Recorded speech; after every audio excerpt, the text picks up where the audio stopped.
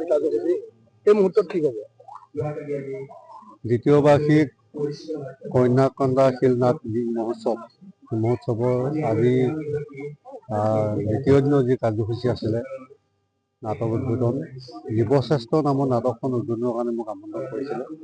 মই আহি উপস্থিত হৈ জীৱশ্ৰেষ্ঠ নামৰ নাটকখন উদ্বোধন কৰাৰ লগতে আমাৰ জাগীৰোড মহাবিদ্যালয়ৰ অভিনয় বিভাগৰ যিসকল শিল্পী তেখেতসকলে এখন সুন্দৰ নাটক ইয়াত উপস্থাপন কৰিছে।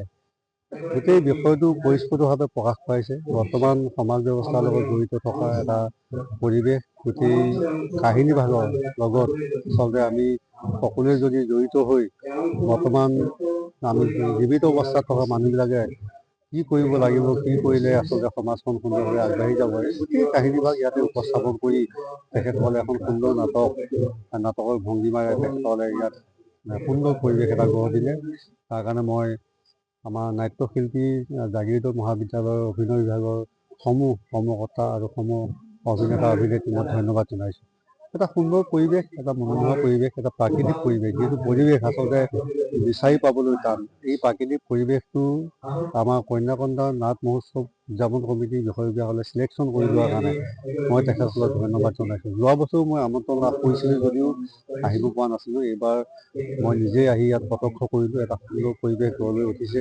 মই আশা কৰিছোঁ এই পৰিৱেশবিলাকৰ মাজতেই আমাৰ উঠি অহা প্ৰজন্মই আজি যিসমূহ নাটক ইয়াত উপভোগ কৰিছে আৰু যিসকল অভিনেতা আৰু অভিনেত্ৰীয়ে নাটকসমূহ ইয়াতে উপস্থাপন কৰিছে, এই সমুদায় পৰিৱেশ যদি আমি নিজে হৃদয়ংগম কৰি ল'ব পাৰোঁ, তেতিয়াহ'লে মই ভাবোঁ আজি সমাজ ব্যৱস্থাৰ লগত আমি যেনেভাৱে আগবাঢ়ি যাব বিচাৰোঁ তেনেভাৱে আমি আগবাঢ়ি যাবৰ কাৰণে সক্ষম হ'ম। গতিকে কৰ্মকৰ্তাসকলক মই ধন্যবাদ জনাইছোঁ। তেখেতসকলৰ বহু কষ্ট আৰু চেষ্টাৰ ফলত আজি কন্যাকন্দা শিল নামৰ যি নাটক মহোৎসৱ, এই মহোৎসৱটোৱে অকল মৰিগাঁও জিলাতেই বৰ্তি থকা নাই, সমগ্ৰ অসমত তেখেতসকলৰ এই নাটক মহোৎসৱৰ যি কাৰ্যক্ৰমণিকা, এই কাৰ্যক্ৰমণিকা সুন্দৰভাৱে উপস্থাপিত হৈছে।